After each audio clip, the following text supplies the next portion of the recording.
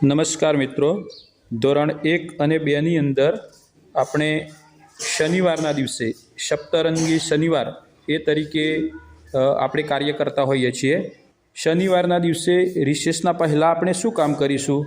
આખા અઠવાડિયા દરમિયાન કોઈ પણ અધ્યયન નિષ્પત્તિ કે તેના મુદ્દા એના વિશે કોઈ દ્રઢીકરણ ઉપચાર કાર્ય કરાવવાનું હોય તો તે કરાવવાનું થાય છે। અને શનિવારે રિસેસ પછી આપણે સપ્તરંગી પ્રવૃત્તિઓ કરતા હોઈએ છીએ।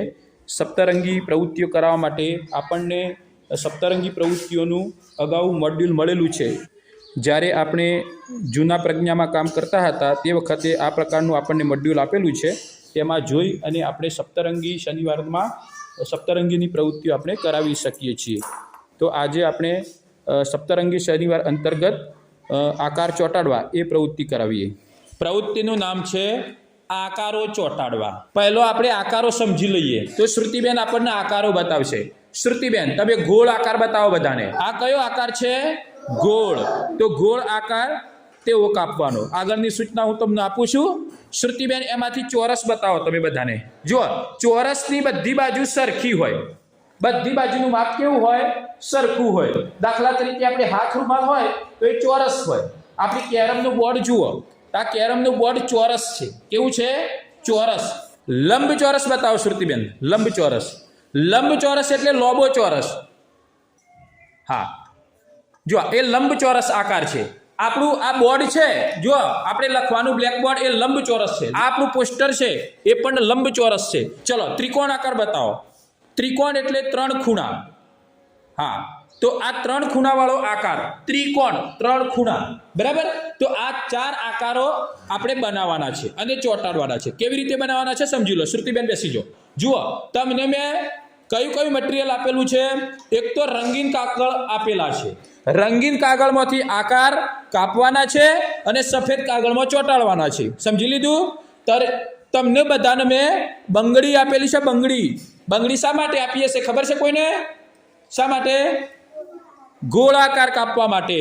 તો બંગડી આપેલી છે, ફૂટપટ્ટી આપેલી છે, લીટી દોરવા માટે ચોરસ, લંબચોરસ, ત્રિકોણ એની અંદર કામ આવશે। પછી તમને મેં ગુંદર આપેલો છે અને કાતર આપેલી છે। આપણે આપણી ટીમમાં 5 જણ હોઈએ તો આપણે 5 વર્તુળની જરૂર પડશે ગોળ, 5 ત્રિકોણ જરૂર પડશે, 5 ચોરસ જરૂર પડશે, 5 લંબચોરસ જરૂર પડશે। આમને 4 જણ છે તો 4 વસ્તુ જરૂર પડશે। પણ આપણે સફેદ કાગળમાં ચોંટાડીએ ત્યારે એક આકાર ચોંટાડવાનો, બધાની ભાગીદારી લેવાની। કાપવાનું કામ પૂરું થઈ ગયું? સરસ। હવે દરેક જણને આકારો આપી દો। દરેકની પાસે એક ત્રિકોણ, એક ચોરસ, એક લંબચોરસ, એક વર્તુળ હોવું જોઈએ, એમ દરેકને આપી દો। અપાઈ ગયું બધાને? વહેંચણી થઈ ગઈ? સરસ। હવે ચોંટાડવાનું કામ કરવાનું છે। ચોંટાડતી વખતે કાગળ આડો રાખવાનો। મેં તમને જે પ્રમાણે શીખ્યું છે એ પ્રમાણે ગુંદર લગાવી અને ચોંટાડવાનું કામ કરવાનું। ગુંદરનું કામ પતી જાય એટલે બાજુના વિદ્યાર્થીને આપવાનું।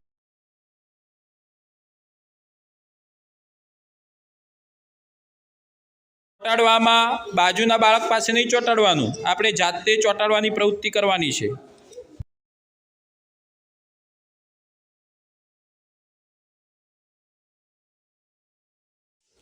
ચલો ભાઈ, ચોંટાડવાનું કામ થઈ ગયું? સરસ। હવે તમે આકાર ઓળખી કાઢો કે ત્રિકોણ કયો કહેવાય, ચોરસ કયો કહેવાય, લંબચોરસ કયો કહેવાય। કોઈ આકારની આપણને ખબર ના પડતી હોય તો આપણા ગ્રુપની અંદર ચર્ચા કરી લઈએ કે આ આકારને કયો આકાર કહેવાય। હું તમને દરેકને હમણાં પૂછું છું।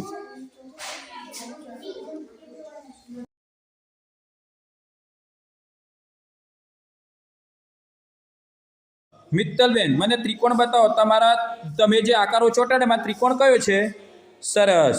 ચલો ગોળ કયો આકાર છે? ગોળ। સરસ। અને ચોરસ કયો છે? ચોરસ। વાહ। લંબચોરસ કયો છે? સરસ। ધરતીબેન, તમને પ્રશ્ન પૂછું, કઈ વસ્તુ ચોરસ છે આપણા વર્ગખંડની અંદર? શું? પછી બીજી કોઈ ચોરસ દેખાય છે કે એવું ના તેવું? કયું બોર્ડ?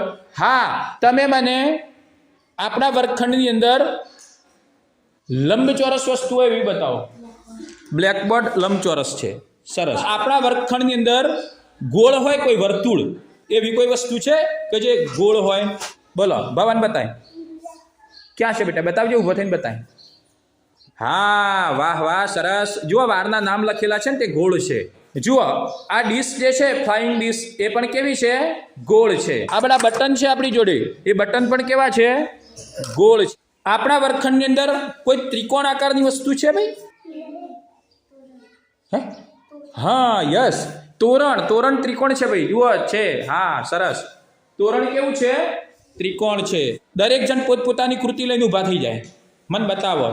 સરસ. હરેશભાઈએ સરસ કામ કર્યું છે, પ્રિયાંશીબેને સરસ કામ કર્યું છે, ભવને બી સરસ કામ કર્યું છે, કુલદીપે સરસ કામ કર્યું, શ્રુતિબેન, વિદ્યાબેન, નિકુલભાઈએ સરસ કામ કર્યું. સરસ સરસ, વાહ.